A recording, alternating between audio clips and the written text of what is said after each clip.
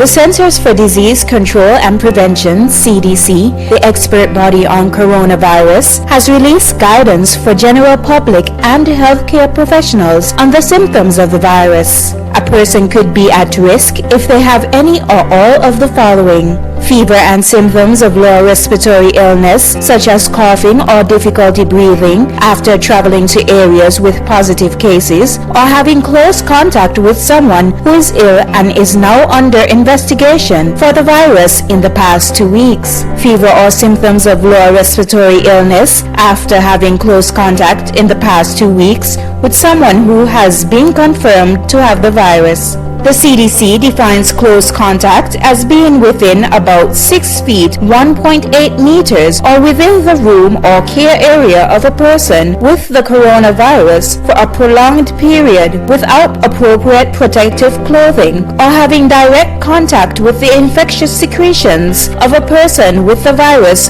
without protective clothing.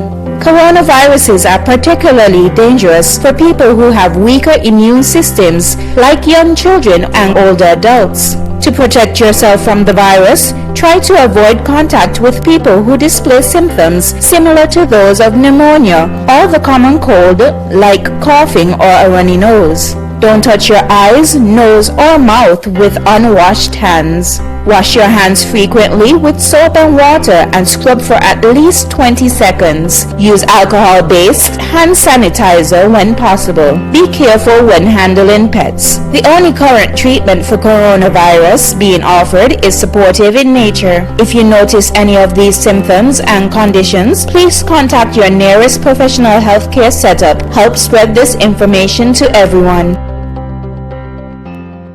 To avoid getting the coronavirus, remember to wash your hands thoroughly and frequently before and after preparing food, after using the toilet or changing a diaper for a baby, sick person, or the elderly, after blowing your nose, and after leaving large gatherings or moving away from persons who appear ill. Encourage others to wash their hands and also use an alcohol-based hand sanitizer of 60 to 70% solution. Stay away from events having large gatherings of people. You can expose yourself to more possible infections in large groups. Also, avoid sharing cutlery, cups, glassware, etc. with others. Viruses can linger on these items and may be transferred this way. Avoid shaking and holding hands, and hugging or keeping an infected person in close proximity. This is a message from the Ministry of Health and the National Emergency Management Agency, NEMA. We're doing our part to help making sure that the coronavirus doesn't spread any more in St. Kitts and Nevis. Our role here is just to ensure that the public being safe, and at the same time we're keeping ourselves safe. We're ensuring that each other keep at least 6 feet distance apart. I like the fact that they put this into place, because most of the time the people are not honest. They tend to come and cheat, and many people who are here from since 6, 7 o'clock in the morning, standing up waiting long, and people come in and excusing themselves within the line. Some of them are 6 feet apart, and the others are jumbled up too much on one another. Each supermarket where I attend, and even in the pharmacy, they're cooperating very well, and it's a good thing that they're doing. Very good. I am very passionate about being here, performing my duties on the front line of COVID-19. Our job is not so easy, but we all know that someone has to do it. It's not an easy job, it's not easy, very difficult, but however, conscious of ourselves, and we managed to take on the task. Prime Minister, you shall top up the police them money, because they're out here in the hot sun to keeping the people them from fighting and shoving in the line. And what they do is a very, very good job. We're just trying to do our part to make sure that St. Kitts can actually recover from this. Yeah, people of St. Kitts and Nevis need to take this COVID-19 thing serious. The more cases you get, the more the place got locked down. Y'all making noise, but y'all still ain't doing what y'all supposed to do. Stop all your yard and use all your masks. That's the only thing gonna help right now.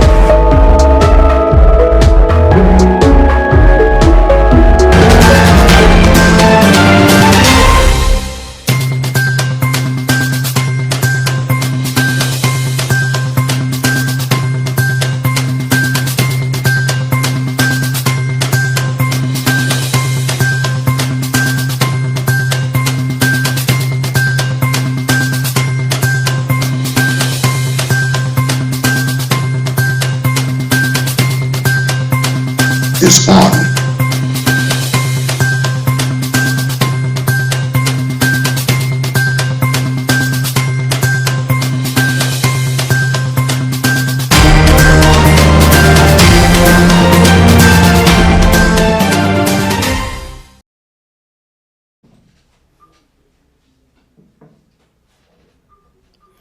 Good afternoon and welcome to the National Emergency Operations Center COVID-19 daily briefing for the 28th of April 2020. Thank you again for joining us.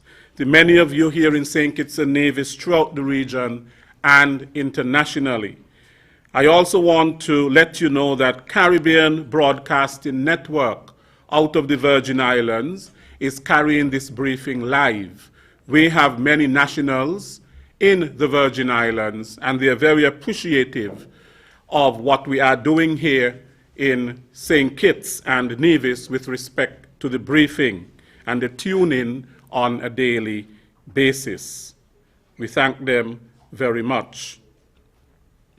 Today we continue to update you on what is happening with respect to the management of the COVID-19 pandemic here in St. Kitts and Nevis. For this reason, from week and from day to day, we bring you various persons from government departments and ministries and health officials, the police and so on, to keep you up to date with pertinent information in terms of what is happening and how people are trying to manage their lives throughout this very challenging and very trying time.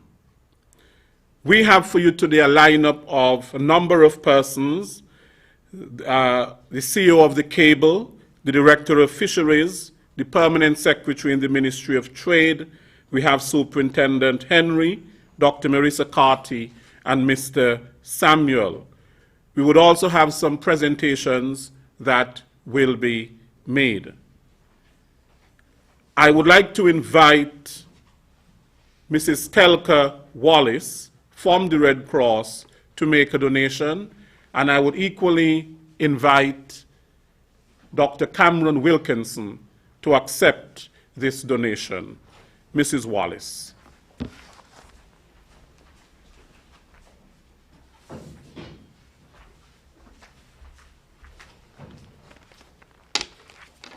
Just like to say a few words first. Dr. Cameron Wilkinson, our Chief of Staff, Mr. Abdia Samuel, National Disaster Coordinator and Chair of the COVID-19 Task Force, other senior government officials, stakeholders present, persons who are listening via the radio and virtual platforms.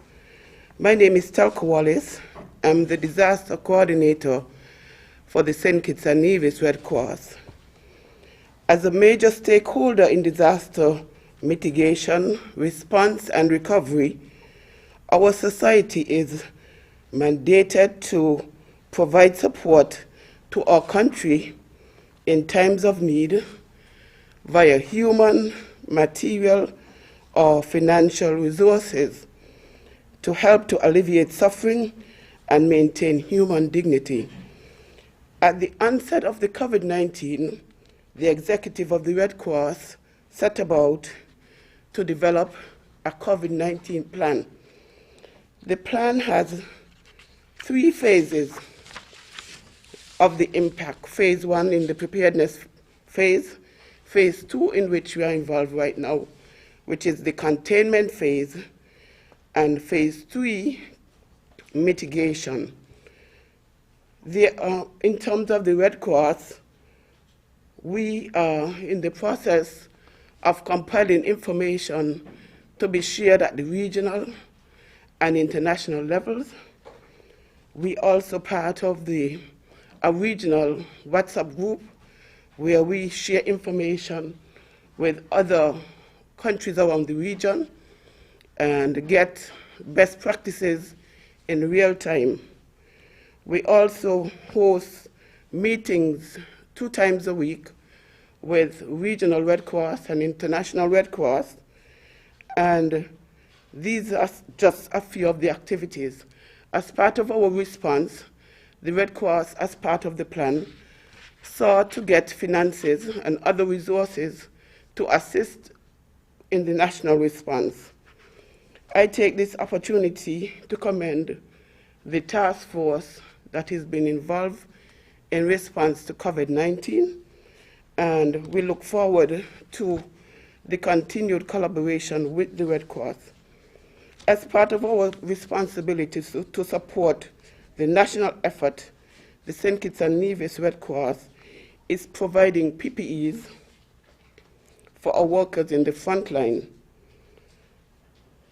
And we hope that these protective gowns will go a long way in making sure that our most valued human resource on the front line continue to be protected. We look forward, as we speak, we are in communication with the international and regional Red Cross to secure more resources to assist in the long-term response to the COVID-19. I take this opportunity to hand over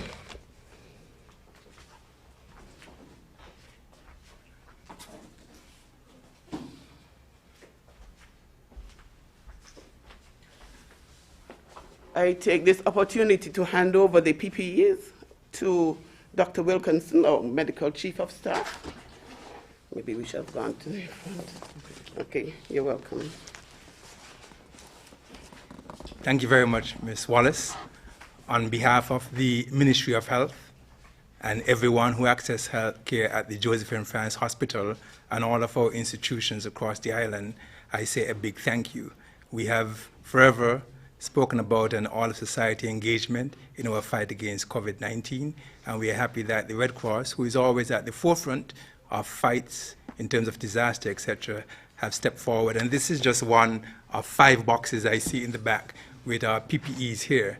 And I'm certain that these will go to good use to protect our healthcare workers and to protect the general public. And the life that we save through this generous donation might be mine, it might be yours. And so we deeply appreciate this tangible contribution that you've made. And to everyone else who has contributed, whether it's in monetary donation, just by saying a simple prayer, a simple thank you, just saying that we have your back, we appreciate that very much. Thank you very much.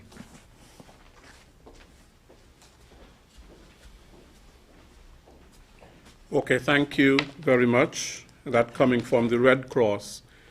I now invite Mr. Wingrove Dorset, Wendell Dorset, better known as Mr. Politics, to make a donation to the COVID-19 response.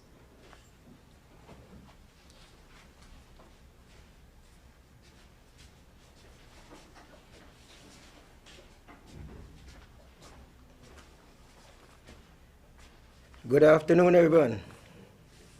First, I want to thank the CMO, the team, Dr. Wilkinson, and the head of the team, Mrs. Lars, and Mr. Samuel. I believe that they're doing a wonderful job, and I just want the people to recognize that what they're doing and to do likewise like me. Whatever little you could bring. Because I also in a little difficulty too. But I see that people out there struggling, especially those who are in the infirmary. The government got to help different people, you know, workers, through social security and what. And by right, that this is our country. And with this COVID-19 come upon us, I think that we think nothing best. Who could afford something? Let me contribute something. I believe that is important. And I just want to thank my sweetheart Karen. She's the one who encouraged me to be here, because I tell her that I'm going to panic. So she encouraged me, tell me must come. Mr. Politics, go and do what you got to do. So I just want to thank her. And I just want to contribute this $500 to the infirmary on behalf of my little business. Dr. Lars.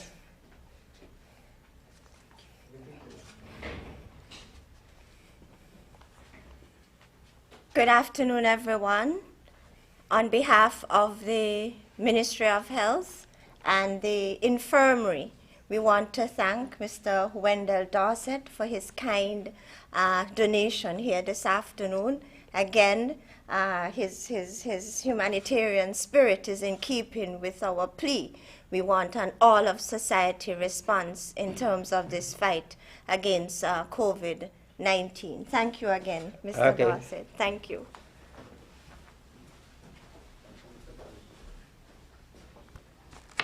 Thank you very much, Mr. Dorset. I would now invite the CEO of the cable to give us some remarks, Ms. Pat Walters.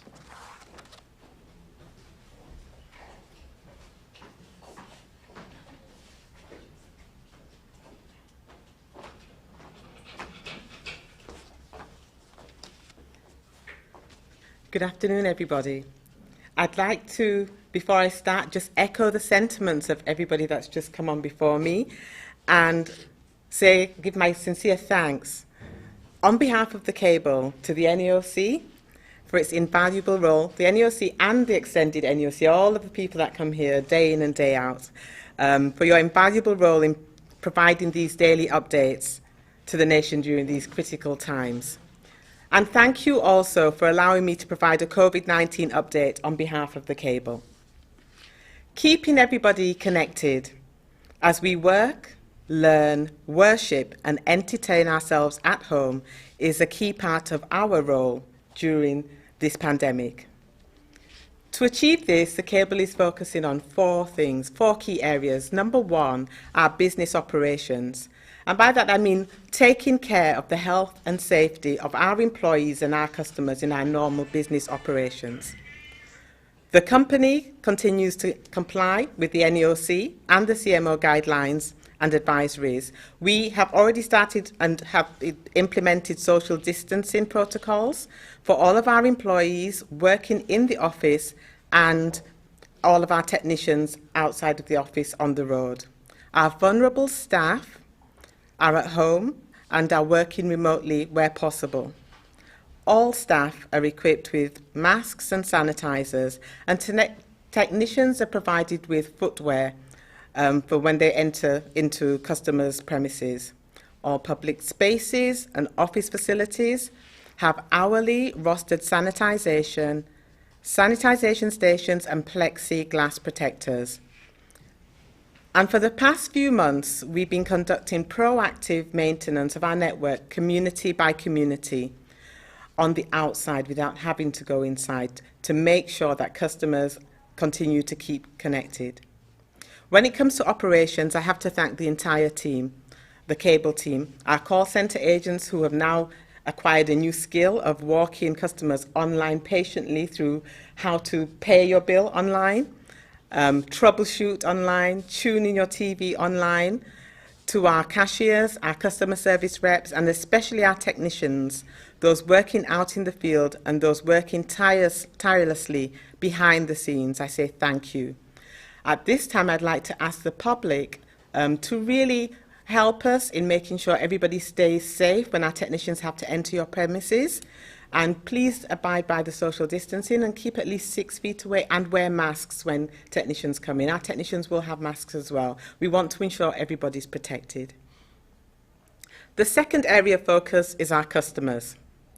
Doing our part to alleviate the economic impact and keeping our customers connected, making sure businesses can continue, that students can study online, and that everybody can remain connected to the ones that they love. So what did we do? Way back in March, we increased the speed of our entry-level broadband package from 6 megs to 10 megs. In fact, that upgrade was we announced it in March, but we completed it last weekend on Saturday.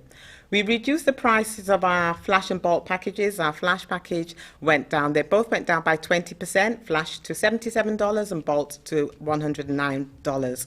Flash at 10 megs and Bolt at 30 megs should give everybody a reasonable opportunity to work from home, to study from home, to worship from home without having to go too much higher. So we wanted to alleviate that economic impact and reduce the price. So we've done that. Your April bills have already been reduced and your May bills will be reduced as well.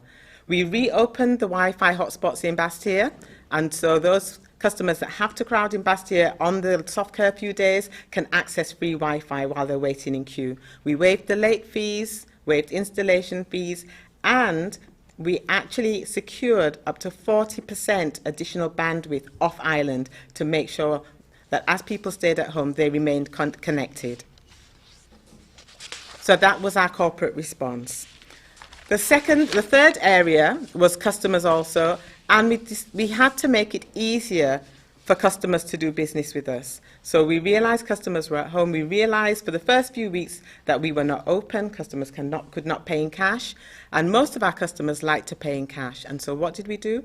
We really aggressively advertised our online network at the cable.net pay. We advertised that customers could pay at any commercial banks. We pushed our partnership with JAD and our partnership with CaribPay, both cashless payment types.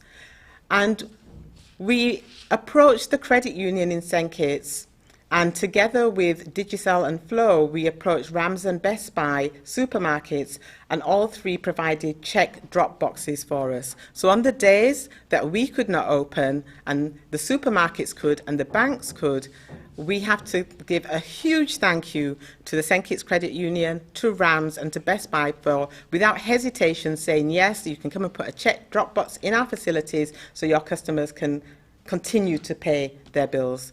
We revised our opening hours from 8 till 2, and we prioritize senior citizens in those opening hours. So we frequently walk outside, walk through the crowd and the queue, and pull the senior citizens forward so they don't have to wait in the queue. The third thing that we did is made it easier to contact us. So you can contact us 7 days a week. It's not just Monday to Friday, 8 till 2 or 8 till 4. The number for the normal working hours is 465-2588, and we have two cell numbers for evenings and weekends, 763-0184 and 662-7742. So you can contact us 7 days a week, outside of office hours, during office hours. You can always also email us at customerservice@thecable.biz or businesses@businessservice@thecable.biz. And you can contact us through social media, Facebook and Instagram at The Cable St. Kitts. The fourth thing that we did was figure how can we use our corporate reach to share information to the entire nation. How can we provide information to the public? And so what we've done is we've utilized the free advertising slots in CNN and the visitor channel to broadcast the NEOC and the Ministry of Health's public service announcements. So anybody who watches CNN or watches the video channel, the visitor channel will see the animated ads and the other information ads of public service advisories that anybody can see on behalf of the Ministry of Education. We've also used the video crawl.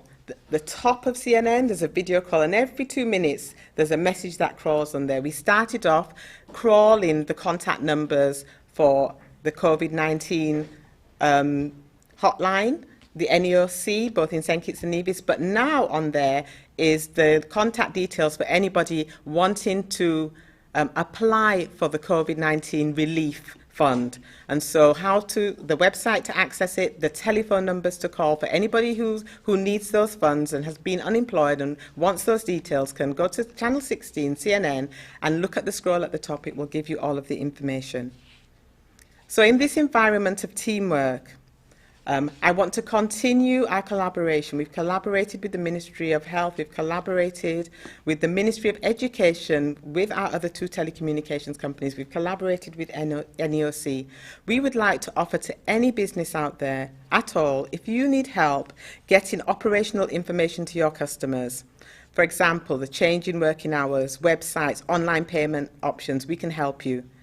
The Cable is pleased to provide free advertising slots on CNN for April and May. just contact us at the businessservices@thecable.biz. Keeping everyone connected remains our priority. We're here for you 7 days a week. Please don't wait until normal hours. If you need assistance, just contact us. Contact details are available on our website, available on our social media pages, and just now we're on the screens here. This really isn't a time for us all to rally together as one, and we continue to collaborate with all of society to try and do our part. And wherever we can, we pledge that we will continue to keep you connected and to keep you informed. And finally, a sincere thanks to everyone who continues to keep us safe, healthy, fed, and protected. Thank you.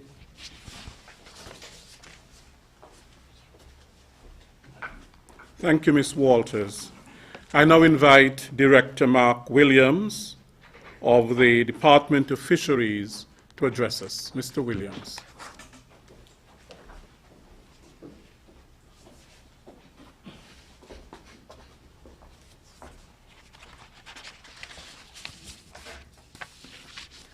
Good evening, citizens and residents. The Department of Marine Resources would like to thank the NEOC for the opportunity to address the nation today on the fisheries sector. St. Kitts and Nevis has always been concerned with food and nutrition security, and the COVID-19 pandemic has only increased the alert levels within the fisheries sector. Having enough fish protein to feed our nation is of great concern. The Federation average total consumption is 1,300 tons annually, with 850 tons imported and 450 tons produced locally. This shows that 2/3 of our fish we consume is imported. With the onset of the pandemic, countries are reluctant to export fish due to their own food and nutrition security concerns, and all our livelihoods have been threatened as a result of the precautions that we must take. In spite of the current situation, the Department of Marine Resources views the pandemic as an opportunity to reshape the sector by building support structures that reduces our dependence on foreign fish while concurrently boosting local production. When fish is imported, we run the risk of purchasing mislabeled fish. For example, the Federation consumes large amounts of cod, locally known as saltfish, and grouper. However, we have seen instances where haddock is swapped for cod, and swai, a freshwater fish with a minimal nutrition value, is swapped for grouper. The motivation for misleading consumers is purely financial, as cheaper fish can be passed off for more expensive ones. Deliberate mislabeling across all seafood sectors is estimated to involve billions of pounds in sales annually. Many foreign fish producers have genetically modified their fish to maximize yields and use antibiotics to keep the fish healthy until the time of sale. Furthermore, it is near impossible to determine the effects on our health. Nonetheless, we can be sure about the fish caught by our fishers. Our fisheries are still almost as pristine as they were since the beginning of time. Our fishers do not congregate at sea. They do not use antibiotics. They do not release nutrients in the sea, causing dead zones or algae blooms, like what we have seen with the sargassum seaweed. Fishers are here to earn a living in order to maintain their families and provide us with the best source of protein. As a result, some initiatives have been proposed to support the livelihoods during this pandemic and establish a more robust fisheries sector while minimizing food and nutrition security concerns.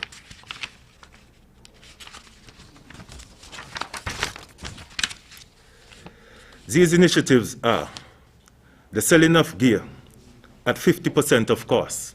This includes fish trap wire, fishing hooks, fishing lines, rope, etc.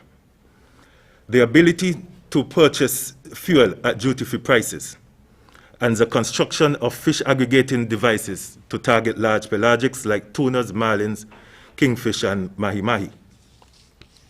Other proposals to sustain and develop the industry are still being considered, such as economic support for the fisheries sector and fishing permits for night fishing and fishing on full curfew days. We therefore encourage fishers to continue submitting proposals to the departments in St. Kitts and in Nevis for consideration in the industry stimulus package. To the general public, we urge you to maintain strong support for the fishers, for your fish protein needs, and please, we all, fishers included, abide by the COVID-19 regulations with respect to physical and social distancing, hygiene standards, and having the appropriate safety gear. Thank you.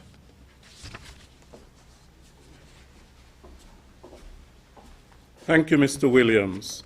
I now invite Ms. Jasmine Weeks, Permanent Secretary in the Ministry of Trade, to address us. Mrs. Weeks.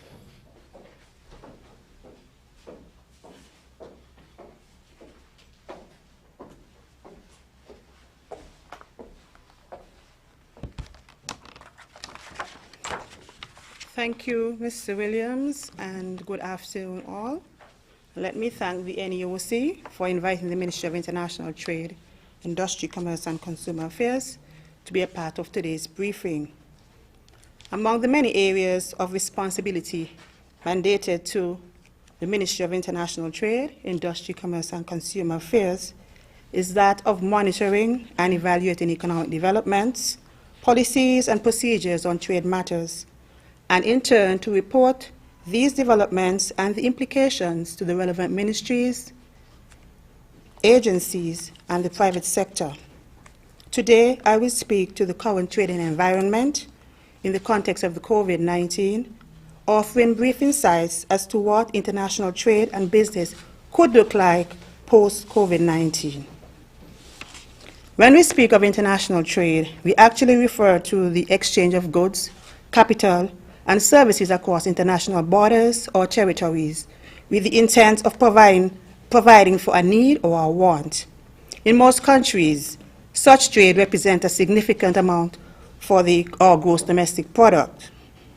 So while some of us may not necessarily be manufacturers, producers, or even service providers, we are consumers of goods and services and should be keen or interested in what is happening now in the trading environment and what could possibly happen post-COVID-19.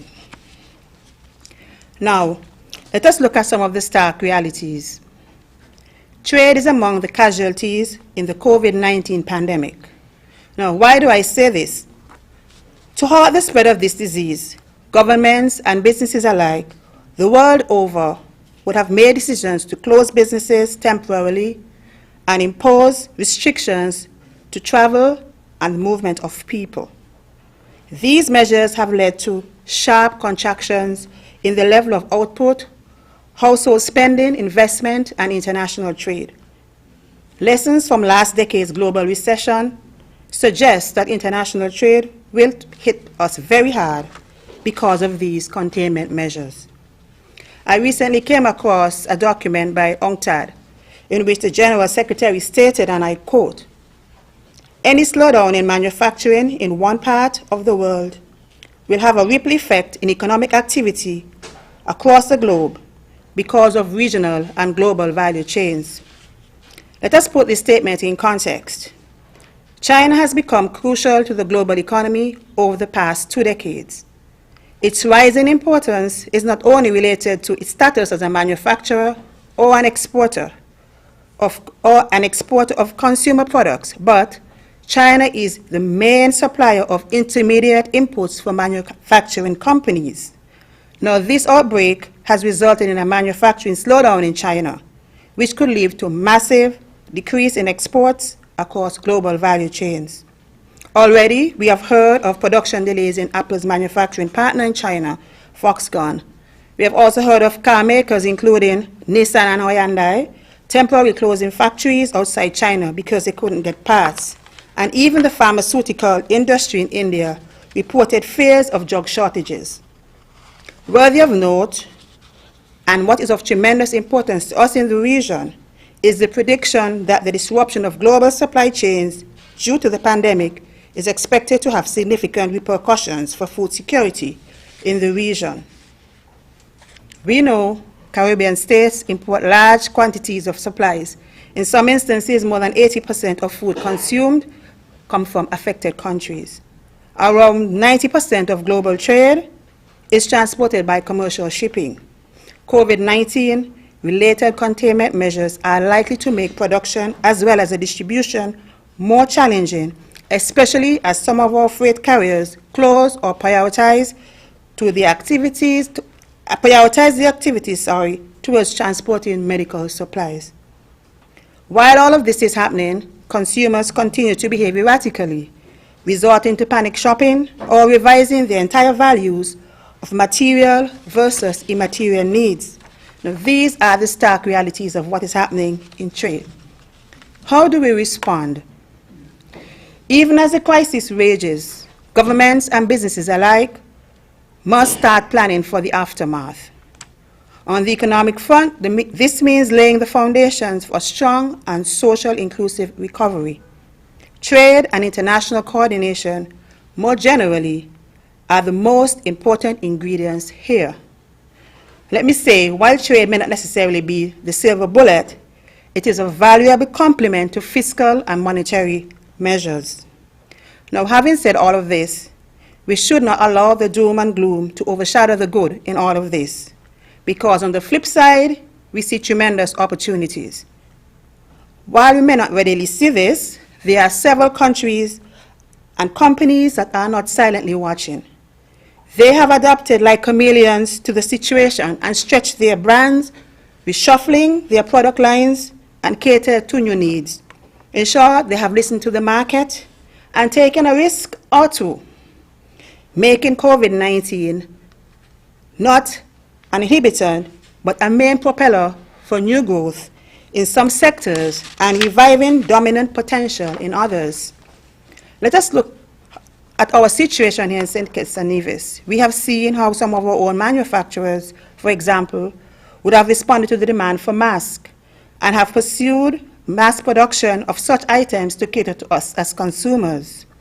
We believe that the wearing of masks can very well be the norm for us going forward and can therefore be a visible business venture.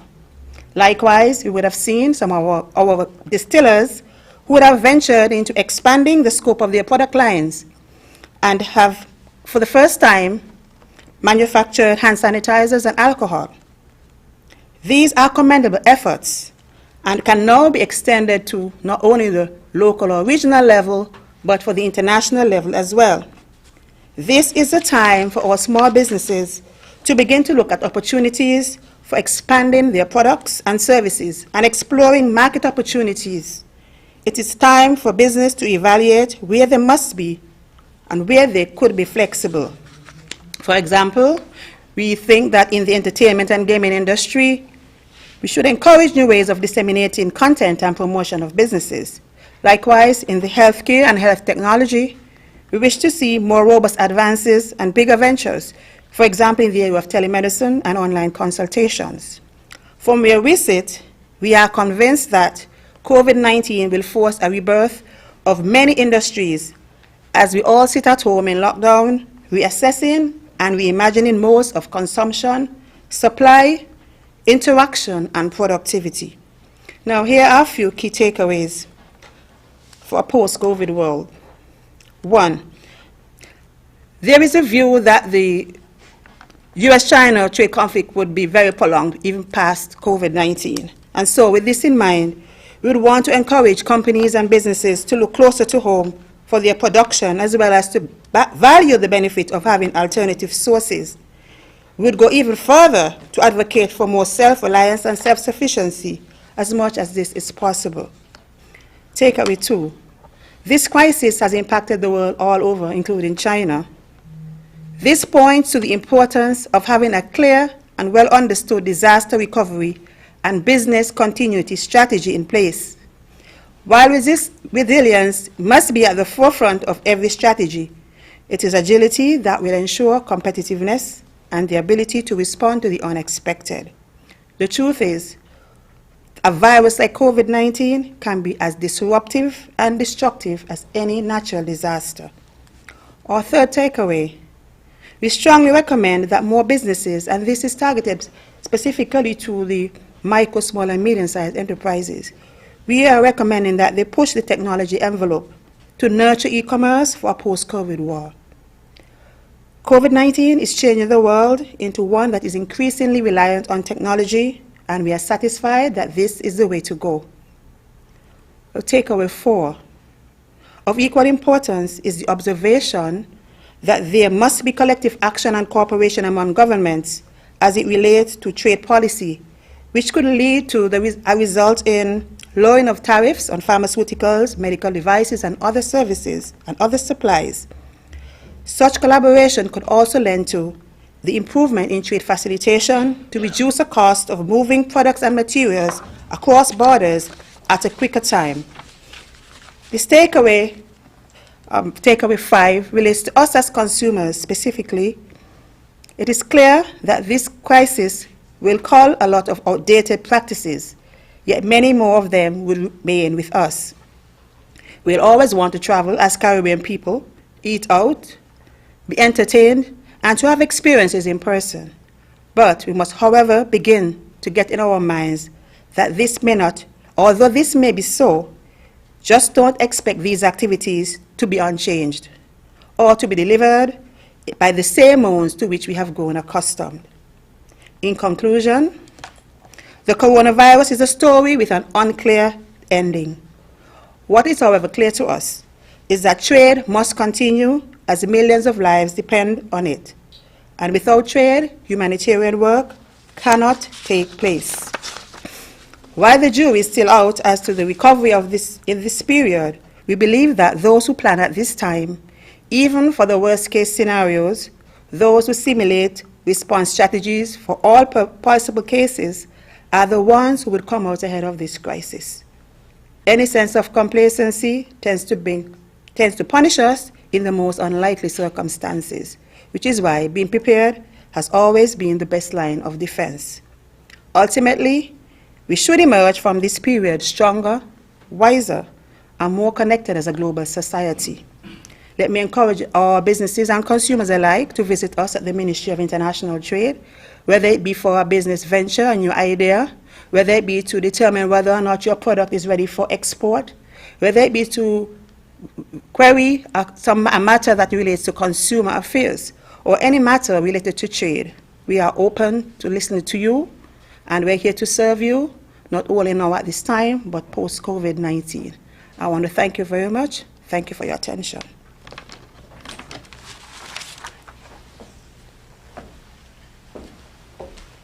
Thank you, Mrs. Weeks. I now invite Superintendent Cromwell Henry, Divisional Commander for District A, to give us his report. Superintendent.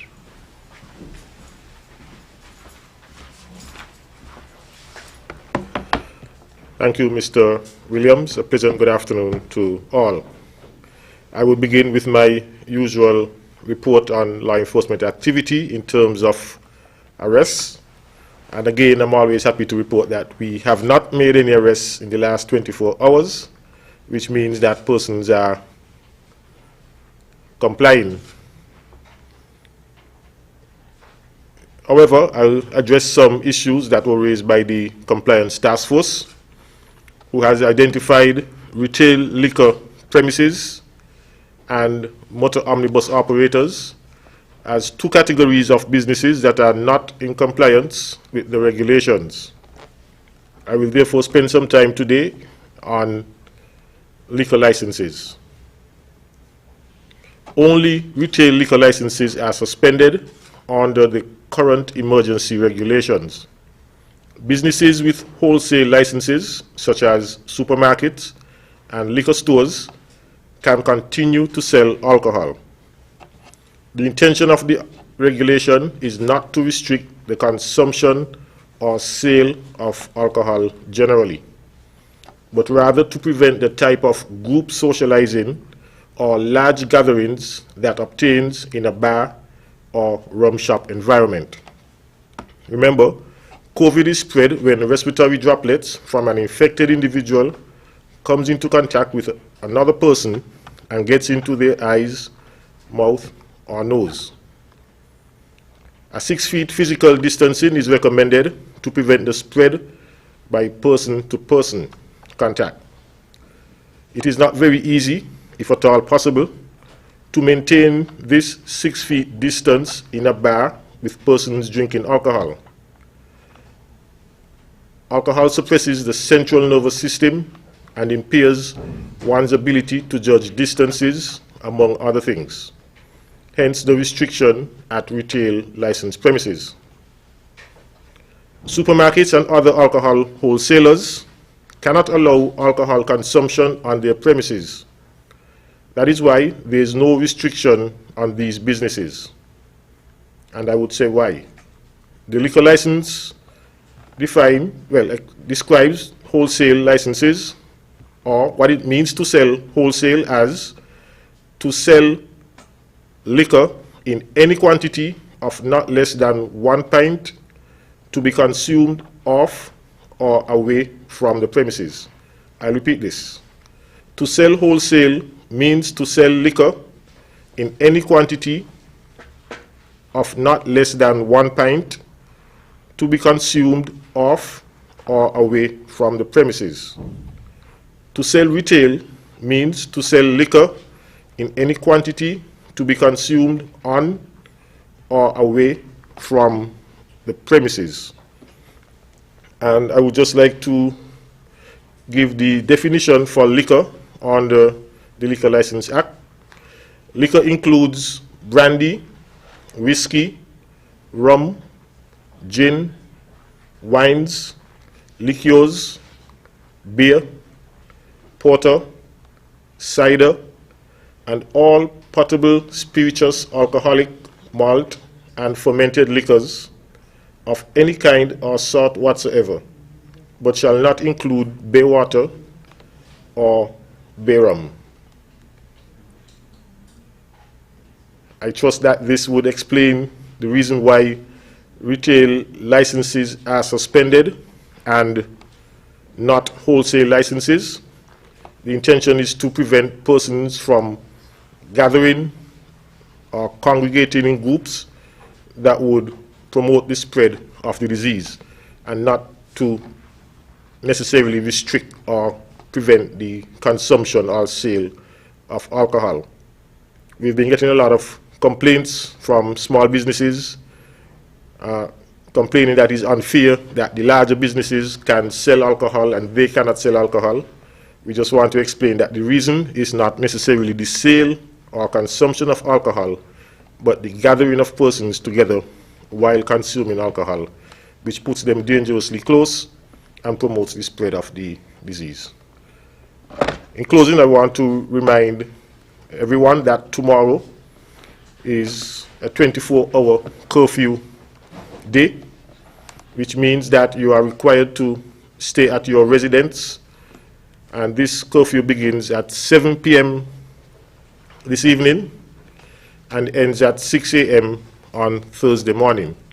So all persons are required to shelter in place, stay at your residence, and you only come out if you are essential worker required for duty, or if you are accessing emergency medical services, or if you have specific permission from the Commissioner of Police. Thank you.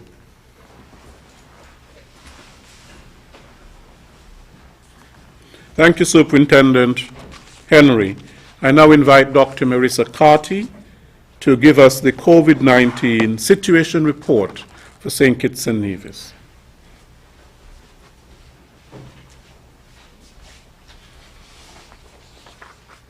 Thank you, Mr. Williams. Pleasant good afternoon to all.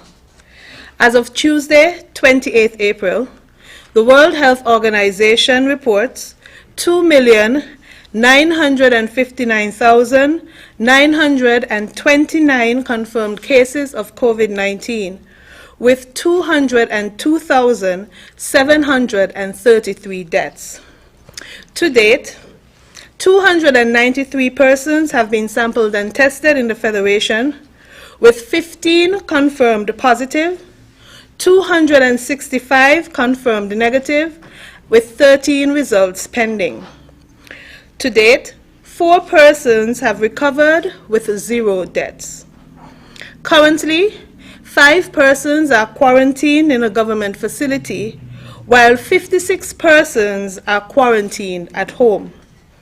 11 persons remain in isolation, while 686 persons have been released from quarantine. I would like to take this opportunity to remind the public that while we are under this state of emergency, we are all encouraged to work together to help to reduce the impact of this disease on our nation. Persons with a confirmed diagnosis of COVID-19 are to remain in strict isolation. Persons who have had a significant or direct contact with a confirmed case are automatically placed in quarantine and are required to remain in quarantine for a minimum of 14 days. Persons in quarantine are not allowed to interact with anyone during those 14 days. Remember, our actions count. If we are to succeed in reducing the impact of this pandemic, we must do our part. Maintaining the overall health of the people of St. Kitts and Nevis continues to be our individual and collective responsibility.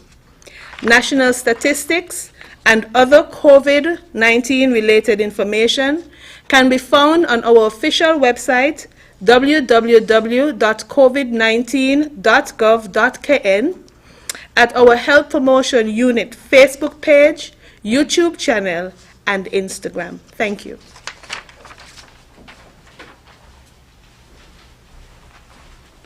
Thank you, Dr. Carty, for the situation report, COVID-19.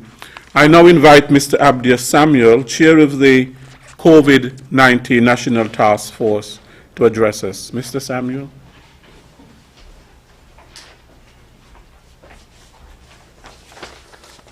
Pleasant good afternoon to all, those who are logged on via internet, those who are watching via television, and those who are listening via radio. Thank you for tuning in today. Before I begin my daily briefing, my reporting, I also want to reach out to our citizens out there in the diaspora, in particular those in the Virgin Isles. Thank you for joining us, and I hope that you are enjoying the information that is being shared with you as to what is happening currently in St. Kitts and Nevis. I want to read this letter that was sent to the NEOC by a retired educator. And it states, "Never have I felt so proud to be a citizen of St. Kitts and Nevis!" Exclamation mark. I listen to the daily briefings of the NEOC, and while I always prefer to remain invisible, I feel constrained to register my heartfelt appreciation and congratulations to the entire team of workers for the fine service being rendered to our country. We have been truly blessed to have our own sons and daughters at the helm of this ship as we sail through these turbulent waters. The leadership provided by the Prime Minister and his cabinet, the outstanding dedication of the Chief Medical Officer, Dr. Hazel Laws, and the Chief of Staff at the JNF Hospital, Dr. Cameron Wilkinson, the incredible energy of the Chairman of the NEOC, Mr. Abdia Samuel, the hard work of the health professionals, other health care personnel, numerous volunteers, and so many others have been simply amazing. You were all born for such a time as this. Nothing happens by accident. What extraordinary people you all are. Thank you all for your dedication, hard work, selflessness, and patriotic spirit as we all fight to defeat this global enemy. Be assured of my prayers for your continued courage and safety. Please accept this check in the sum of $1,000 as my contribution to the ongoing task. Viola E. Jacobs, retired educator. I hope that is Miss Jacobs who banged me in Basty High School.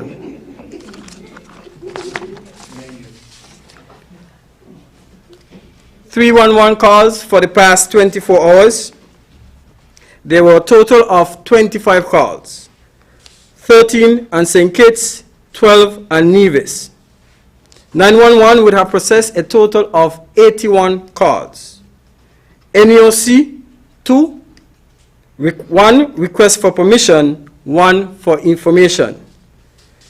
EOC and Nevis would have processed for the past 24 hours, 11 calls. The COVID-19 Compliance Task Force evaluated 59 businesses, 59 businesses, and they would have engaged 13 passenger buses.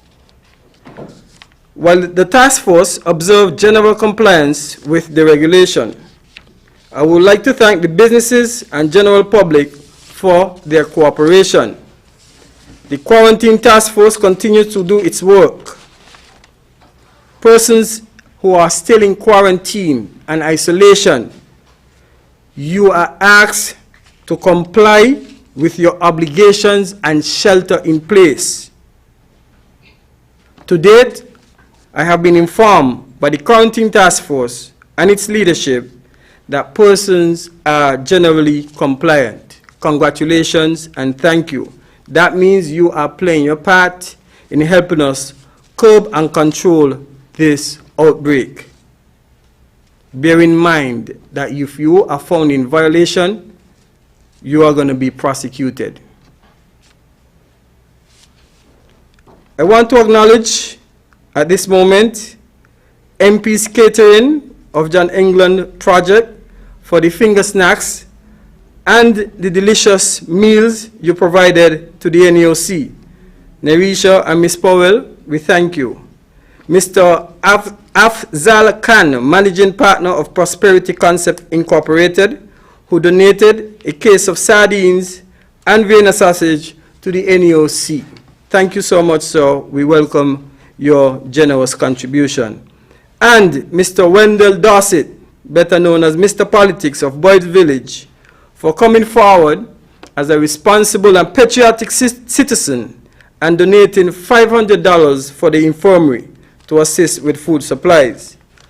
And beautifully, we see in front of us some flower arrangements that were provided by Mistress Wilkin. Mistress Wilkin has taken the task of keeping the set looking beautiful with her flowers, and they are exchanged almost every 3-4 days, if so much days. So thank you, Ms. Wilkins, and we appreciate you.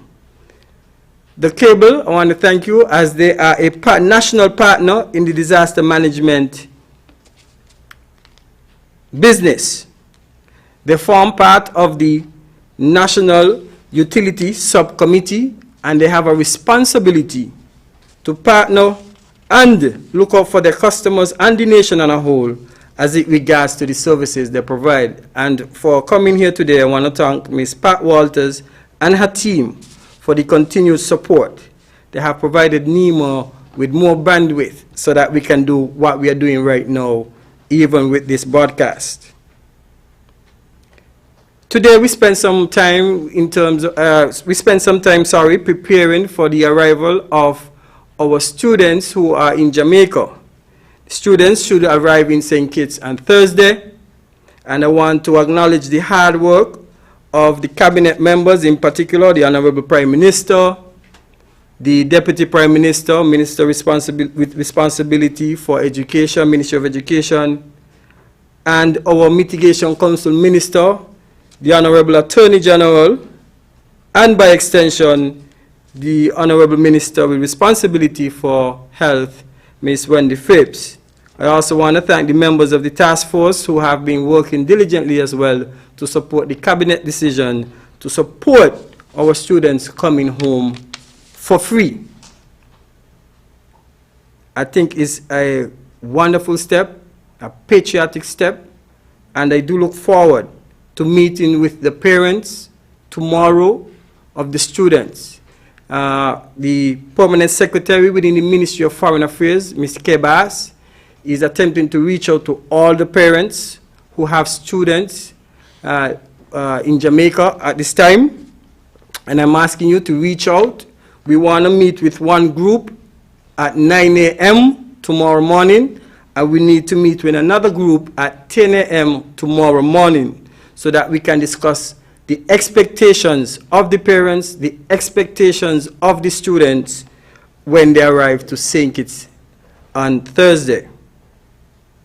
I am also informed that a number of those students will be transported to Nevis via ferry taxi, and to that we want to thank the EOC and Nevis for making the necessary logistical arrangements to get this done safely.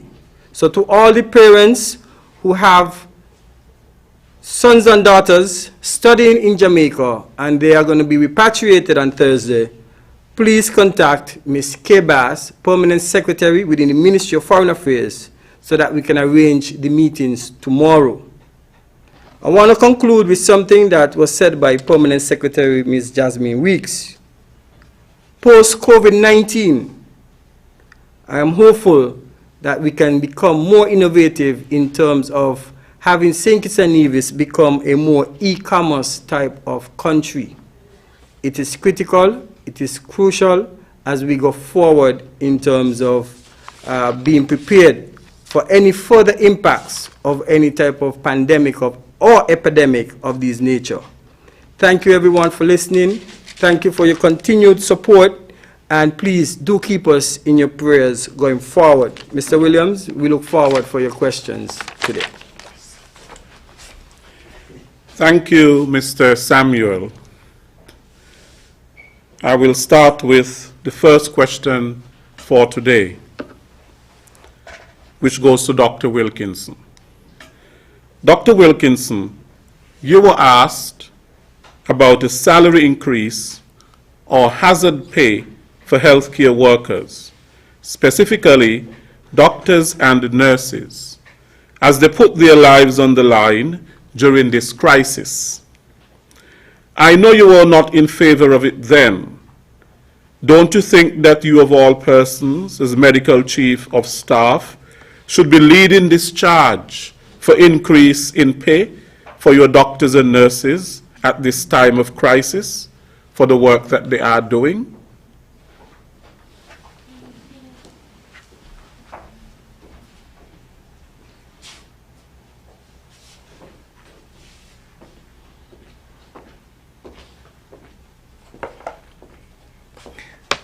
Thank you, Lesroy. I was asked this question before, and I think I clearly expressed my views on the matter. Now, since that airing, I've been approached by many persons asking me to shed some light on the views that I expressed. And I anticipated that this question would come up again, and so I have some prepared remarks to address that, which I'll share. One of the qualities we should have as healthcare workers is compassion, which is the ability to identify with the suffering of another or to imagine ourselves in a similar state. And while as healthcare workers on the front line in this pandemic and a part of a group that is making great personal sacrifice in this fight, I cannot turn a blind eye to the suffering of the masses. This pandemic is not only testing the strength and the resilience of the healthcare worker. This pandemic is testing our morality as human beings and the very fiber of our nation, the healthcare system, emergency management, security, the public service, business, attitudes, democracy, and our economy generally. The world is in a crisis, and our country is in the midst of it. Many people globally and here locally are no longer able to provide for their families because of this pandemic.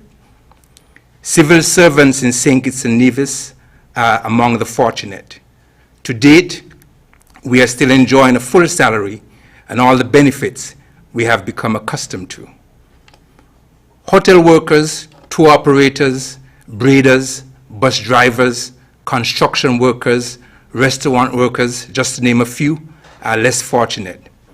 These wage workers who depend on the earnings from a hard day's work for survival are most adversely affected. We are asking bus drivers to carry their buses at 60% capacity, which is a 40% pay cut.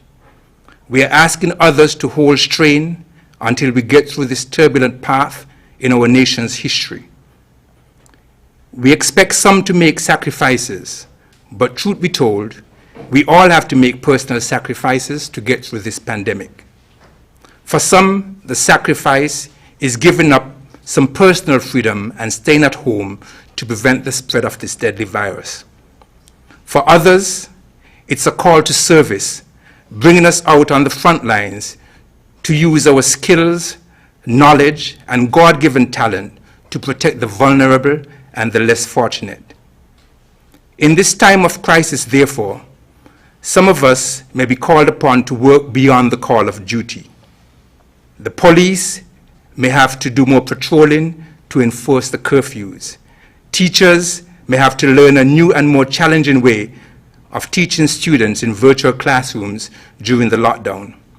Farmers may have to spend longer hours in the hot sun tilling the soil so we can feed ourselves locally. One test of our resilience and commitment to the greater good of our nation is how we behave when our country is in crisis. If at this time we are able to live true to our country's motto, country above self, we would have made a significant stride as a nation. Doctors and nurses across the globe have been working overtime to combat this pandemic. I am grateful to the Almighty God that here locally we have been able to contain the virus thus far below a level which it could overwhelm our health system. We have augmented our staff with help from overseas.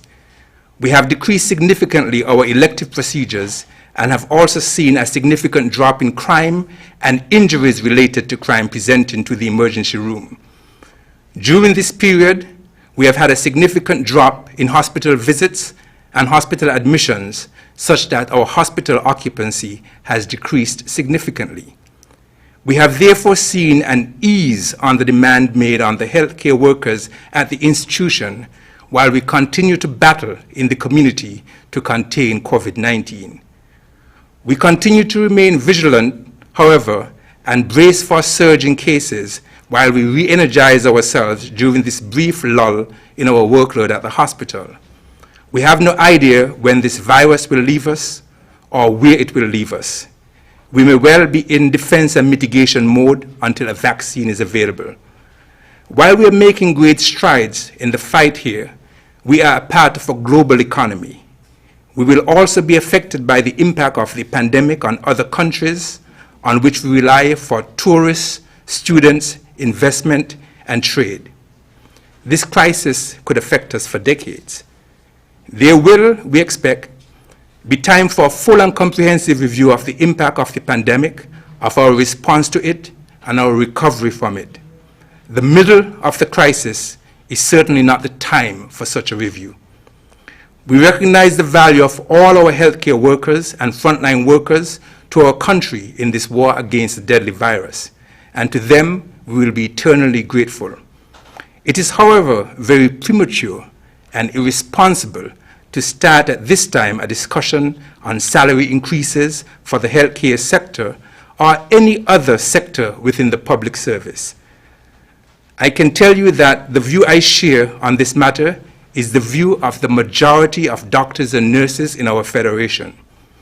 It is also the view shared by those in the general public with whom I interact on a daily basis. Last night, while speaking to my grandson, he called me a hero. When I asked him why he chose to call me a hero, his response was, "Because you're fighting the coronavirus on TV every day, Grandpa." It is this show of appreciation for what we do as healthcare workers that gives us the drive to continue this fight and not the promise of money. We understand the importance of what we do, but we do not wish to overstate our importance. We are all in this fight together, and the singular action of each of us will help us get through this pandemic. There will be a lot of time after to discuss salary raises and hazard pay. For now, I beg each and every one of us to get on board with this fight if we are to survive as a nation. That is my answer.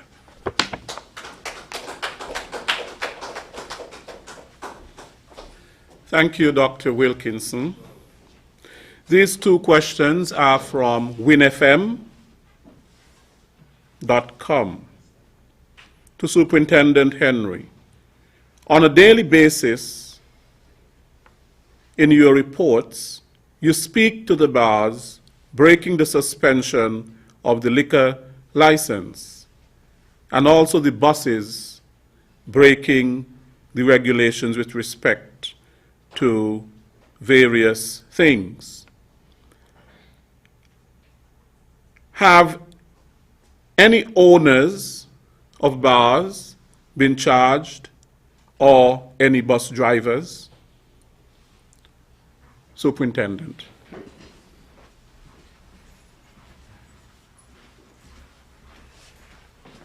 The simple answer is not yet. We continue to educate, we continue to appeal.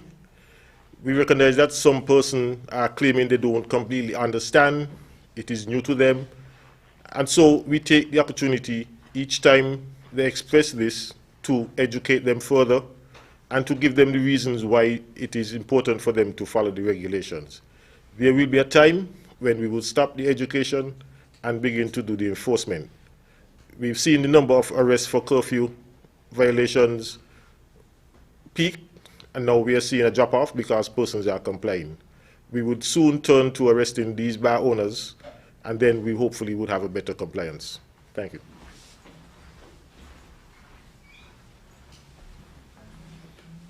This question is also from Win FM.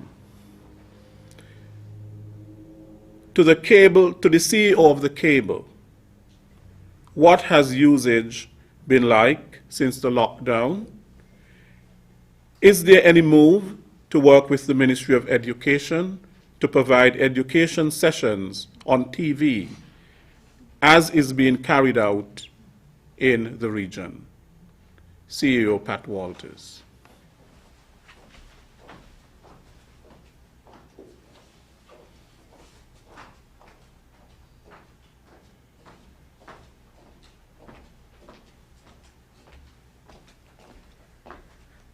Thank you.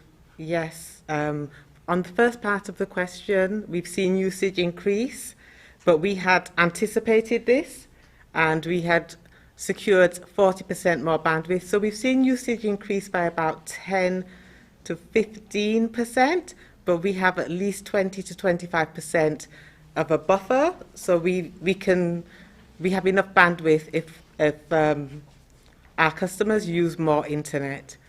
What we have also seen is a move from peak hours in the evening when people return from work to peak hours now almost flat throughout the day.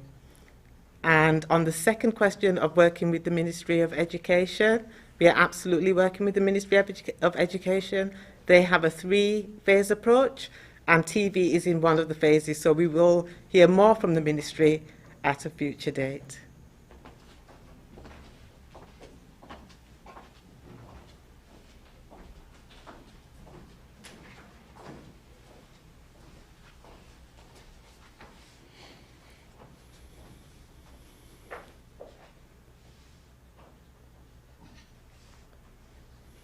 This question is for the Comptroller of Customs, Mr. De Silva.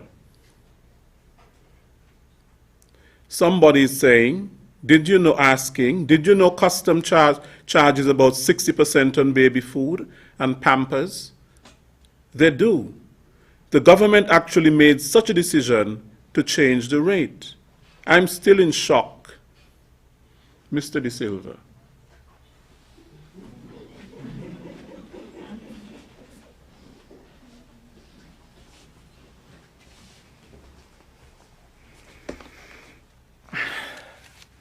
The short answer is that statement is absurd.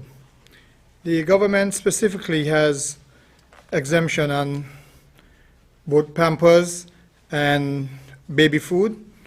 That was initially done on the Food Basket Initiative, going way back. And let me just be clear, because there seem to be a lot of misunderstandings in exactly what does the government offer in terms of concessions. As of March 26, the government has waived all, that's all, duties, service charge, VAT, on vegetables, fruit juices, cough and cold medication, and vitamins. That's totally free. In regards to things like hand sanitizers, rubbing alcohol, wipes, gloves, and masks, the government also took the decision to waive everything with the exception of the service charge, which is only 6% on these goods. So this is what the government has done specifically to address the COVID-19 situation. And there will be more to follow as we have a good understanding of what's going on in the economy. Further to that, I might want to remind everyone that the VAT was removed on all food items on the I think it was in April of 2015 by the current administration. Thank you.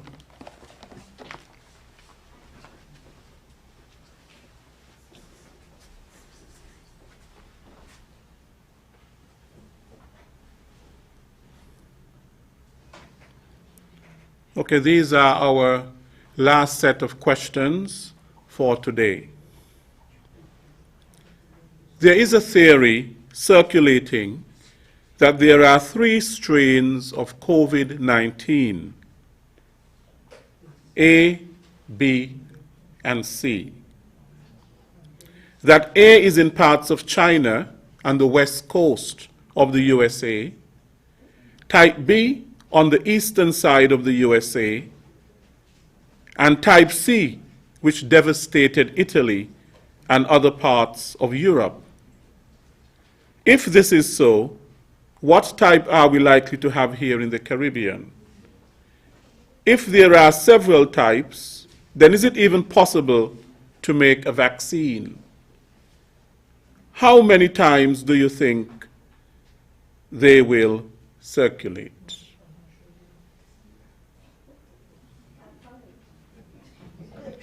Dr. Wilkinson.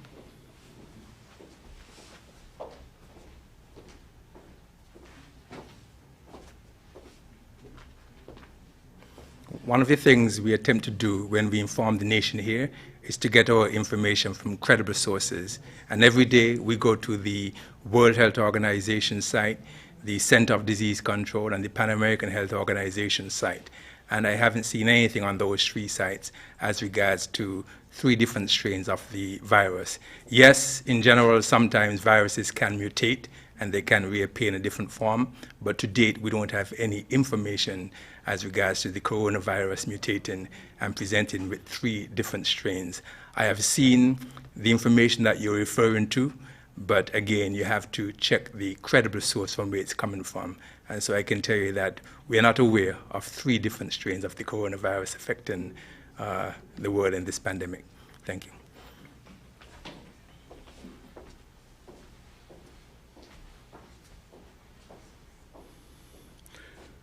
I must apologize. There's 2 more questions that I did not ask. Dominica has relaxed the selling of liquor by retail, beer, Guinness, etc. By the small shops, patrons are not allowed to consume at the shops, but must take the liquor home. Are we going to see the same thing happening here anytime soon, so that the small man can make $1 like the large establishments? And this question was posed for the Attorney General.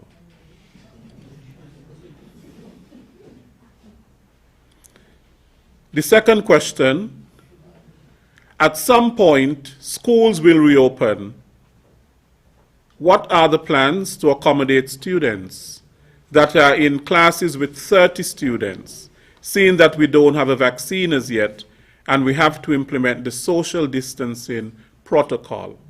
Are we going to have the students on shift?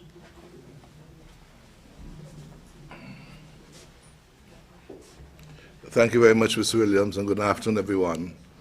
I think earlier we heard from Superintendent Henry, who indicated that the basis for imposing a restriction on the sale of liquor by retail was that we wanted to prevent the congregating of individuals when they sell liquor by retail. We gather in social groups at the rum shop, at the bars, to socialize. And the whole basis of social distancing, our fight against COVID-19, is to reduce that social interaction and the transmission of COVID when we get in that type of social gathering. And so this is the recommendation of our medical professionals. It is reasonable, it's rational, and it is one of our main strategies or tactics in the fight against COVID. And so we would want to, at this time, continue to impose a restriction against sale of liquor by retail.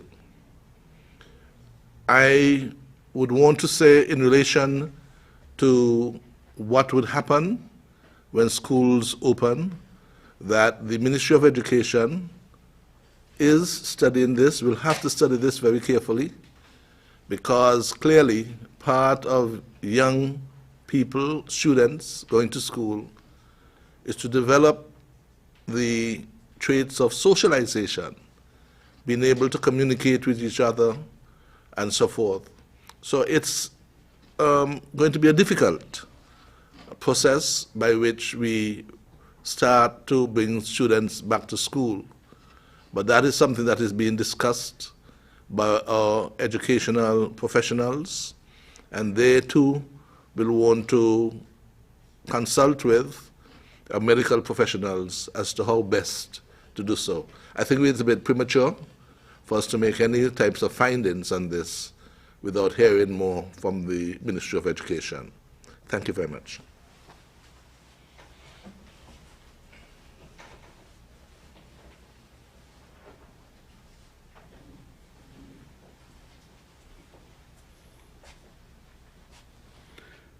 Okay, somebody listening in Dominica sent this to me. Dominica actually had complete restrictions on the sale of alcohol, even to private individuals. They have relaxed this to what we currently have in St. Kitts. It was only from this Monday that people could start buying from establishments like supermarkets to drink at home. They could not buy any at all for home consumption. Retail, but not bars. Not bars. So in other words, the social distancing, element, they have ruled out all together. That brings us to the end of our briefing for today. I want to thank our cabinet ministers, the Honorable Attorney General and the Chairman of the Disaster Mitigation Council, the Honorable Vincent Byron, Minister of State with responsibility for health, the Honorable Wendy Phipps, for being here, our Medical Chief of Staff, Dr. Cameron Wilkinson, our Chief Medical Officer, Dr. Hazel Laws, Mrs. Telka Wallace for her presentation from the Red Cross, and Mr. Politics for his presentation to the COVID-19 response. I would also like to thank the CEO of the cable, Ms. Pat Walters, Mrs. Jasmine Weeks, Permanent Secretary in the Ministry of Trade, for her presentation, Dr. Carty for her reporting on the COVID-19 situation here in St. Kitts and Nevis, Superintendent Cromwell Henry for his input in terms of the law, and we thank Mr. Abdias Samuel, Chairman of the COVID-19 National Task Force, for his report. We also thank Comptroller of Customs, Mr. Ken De Silva, for shedding light on something that is happening and important to St. Kitts and Nevis. We also thank Mrs. Christmas Jacobs for continuing to provide sign language so that that special part of our population can understand our briefings. We also want to thank ZIZ and all the media houses who continue to pose their questions and to carry the news as it relates to the management of the COVID-19 pandemic in St. Kitts and Nevis. We thank the Caribbean Broadcasting Network in the Virgin Islands for carrying this briefing live. And to all the staff, of course, who work at the NEOC and continue to do hard work. We very much appreciate the work that you do. The Open Interactive, who they're here every day, we thank them as well. Tomorrow we'll be back for another edition of the NEOC COVID-19 daily briefings. Until then, continue to be safe and to obey the laws of St. Kitts and Nevis.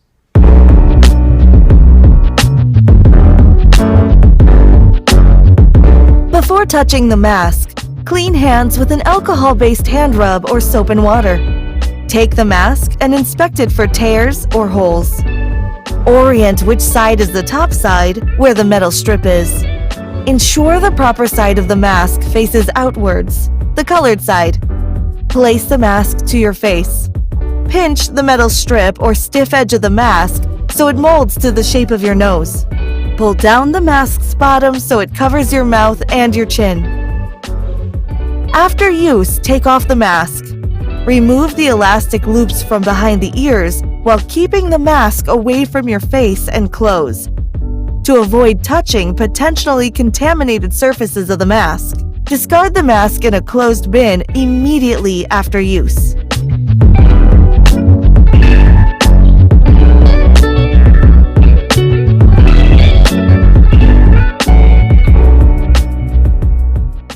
As fears about the effects of the coronavirus pandemic continue, it is natural that people may be experiencing more episodes of anxiety as a result. Common signs and symptoms of anxiety include feeling nervous, restless, and tense, having a sense of impending danger, panic, or doom, hyperventilating, sweating, or trembling, having trouble concentrating and excessive worry, having trouble sleeping. If you are experiencing any of these signs of anxiety, there are some things that you could do to cope. Reach out for help and talk to a trusted friend or individual who could help to distract you from some of the worrying thoughts. Avoid watching too many news items that focus on the negative impact of the coronavirus. Decide instead on a few specific times daily when you could get your news from reputable news sources. Make sure that you maintain some normalcy and regularity in your daily schedule as much as possible. Focus on the things in your life that you can control and do them. You can control what you watch on TV, what you listen to, who you talk to for support, and how you take care of your body. Remember to seek mental health and psychosocial support if necessary. This message was brought to you from the St. Kitts Mental Health Association.